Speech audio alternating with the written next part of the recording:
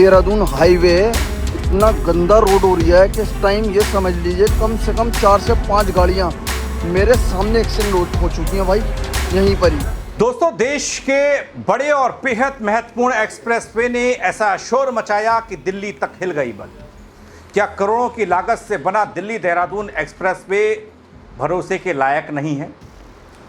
क्या निर्माण में लापरवाही इतनी भारी है कि सड़क ही धंस गई और फिर हुआ बड़ा एक्शन, ये बताने और दिखलाने के लिए कि भाई हम कितने संजीदा हैं? आपको पूरी खबर बताऊंगा। कैसे एनएचएआई के 2 अफसर सस्पेंड कर दिए गए, ठेकेदार को भी अल्टीमेटम दे दिया गया, और एक और नई तस्वीर वो कौन सी सामने आई है जो फिर सवालों के भंवर में एनएचएआई को फंसा रही है। पूरी खबर जरूर देखिएगा। दोस्तों नमस्कार, पहला मैं पंकज रौतेला, आप देख रहे हैं अपना उत्तराखंड न्यूज। दोस्तों, एक बड़ी खबर और बड़ी तस्वीर हाल में खूब चर्चा में आई, वो देहरादून दिल्ली एक्सप्रेस वे की तस्वीर, जो महज कुछ ही महीनों में अपने शक्तिशाली होने का एहसास करा गई। कितनी शक्तिशाली है, कितनी मजबूत है, कब तक टिक पाएगी, कब तक वो फर्राटा भर रहे हजारों वाहनों का लोड सह पाएगी, ये तस्वीर बताने के लिए काफ़ी दिखी कि काम बढ़िया है, चकाचक हुआ है। क्योंकि जब 14 अप्रैल की वो तारीख थी जब प्रधानमंत्री नरेंद्र मोदी ने इसे समर्पित किया था देश को, तब उन्होंने कहा था दिल्ली देहरादून हाईवे इतना गंदा रोड हो रहा है कि इस टाइम ये समझ लीजिए कम से कम 4 से 5 गाड़ियां मेरे सामने एक्सीडेंट हो चुकी हैं भाई, यहीं पर ही। दोस्तों, एक्सप्रेस में धंसा तो फिर सड़क नहीं हिली बल्कि सिस्टम भी हिल गया, बड़े सवाल खड़े हो गए, और इसी के बाद एनएचएआई ने बड़ा एक्शन लेते हुए 2 अफसरों को सस्पेंड किया है और वो उस गड्ढे को भी भर दिया गया है। जबकि ठेकेदार को सख्त अल्टीमेटम जारी हुआ है कि आगे से आप ऐसा नहीं करेंगे, कहीं लापरवाही हुई तो। इतने बड़े, इतने भारी भरकम एक्सप्रेसवे में जब बदहाली की तस्वीरें या बड़े बड़े गड्ढे दिखाई दिए तो उस पर कार्रवाई क्या हुई? एक ठेकेदार को अल्टीमेटम दिया गया और 2 लोगों को सस्पेंड कर दिया गया एनएचएआई द्वारा। लेकिन दोस्तों, देश के प्रधानमंत्री नरेंद्र मोदी ने जब ये एक्सप्रेसवे को देश को समर्पित किया था, उस वक्त उन्होंने क्या कहा था वो बात भी सुन लीजिए, देख लीजिए। 14 अप्रैल की वो बात थी, एक हाईवे की तस्वीर थी और उसका पूरा भ्रमण उन्होंने किया, एनएचएआई और सरकार सिस्टम। आज दिल्ली देहरादून एक्सप्रेसवे के उद्घाटन के साथ इस प्रगति में एक और बड़ी उपलब्धि जुड़ी है। दिल्ली देहरादून हाईवे इतना गंदा रोड हो रहा है कि 4 से 5 गाड़ियां मेरे सामने एक्सीडेंट हो चुकी हैं भाई, यहीं पर ही। दोस्तों, ये सुनने में बहुत अच्छा लगा, लेकिन उसके बाद हाईवे की एक तस्वीर आई। उस तस्वीर ने एनएचएआई और सरकार सिस्टम की नाक कटा दी।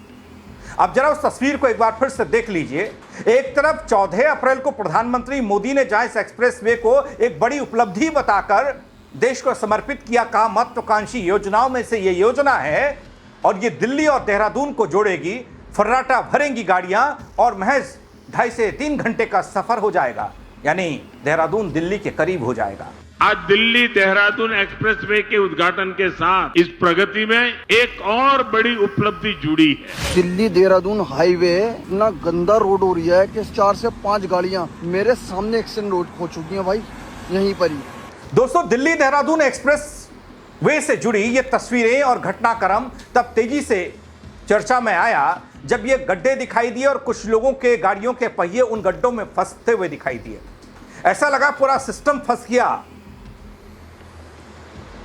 सवाल यह उठा, क्या यह सिर्फ तकनीकी खामी थी या निर्माण में गंभीर लापरवाही का नतीजा? हाईटेक प्रोजेक्ट में ऐसी लापरवाही कैसे हो सकती है? हाईटेक प्रोजेक्ट में से एक दिल्ली देहरादून इकोनॉमिक कॉरिडोर की सड़क पहली ही बारिश में कैसे धंस सकती है?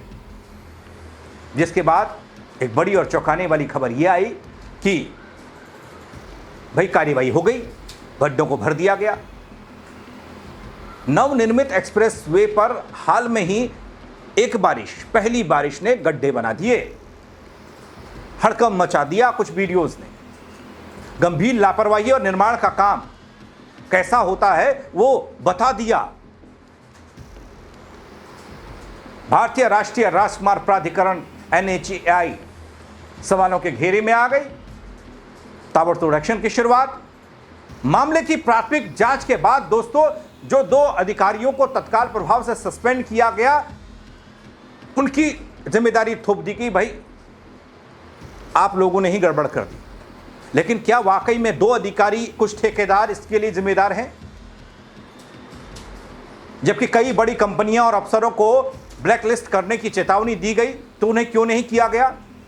नोटिस थमाया गया, सिर्फ नोटिस क्यों? दोस्तों, सड़क धंसने की इस घटना को NHAI मुख्यालय ने सुरक्षा और गुणवत्ता मानकों पर बड़ा समझौता माना। प्राधिकरण ने कार्रवाई करते हुए प्रोजेक्ट से जुड़े अथॉरिटी इंजीनियर की टीम लीडर और मुख्य कार्यदायी संस्था यानी कि EPC ठेकेदार के प्रोजेक्ट मैनेजर को तत्काल प्रभाव से बाहर का रास्ता दिखाया। जवाबदेही तय की गई और EPC ठेकेदार को कारण बताओ नोटिस जारी किया गया। सख्त लहजे में स्पष्टीकरण मांगा गया।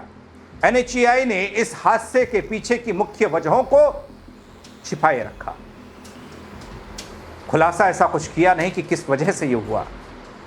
यह नहीं बताया कि कहां पर लापरवाही थी, मटेरियल में, बनाने में, या फिर कुदरत ने कुछ ऐसा किया कि गड्ढे हो गए।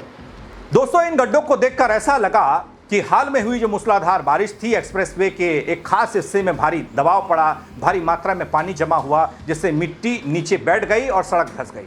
ऐसा अक्सर होता रहा है। इससे पहले कई एक्सप्रेसवे सवालों के घेरे में आए, लेकिन अब तो तकनीक, टेक्नोलॉजी और पैसा सब कुछ बदल चुका है, बढ़ चुका है, मॉनिटरिंग बढ़ चुकी है।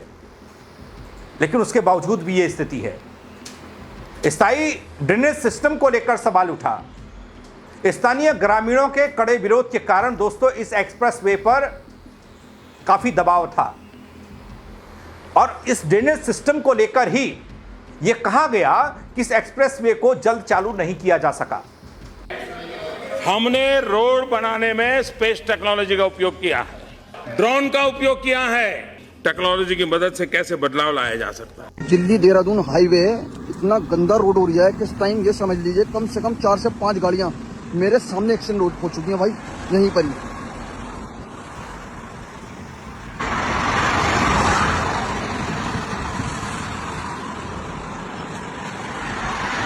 गिरते गिरते बची हैं, 2 गाड़ियों के अलॉय व्हील टेढ़े हो चुके हैं।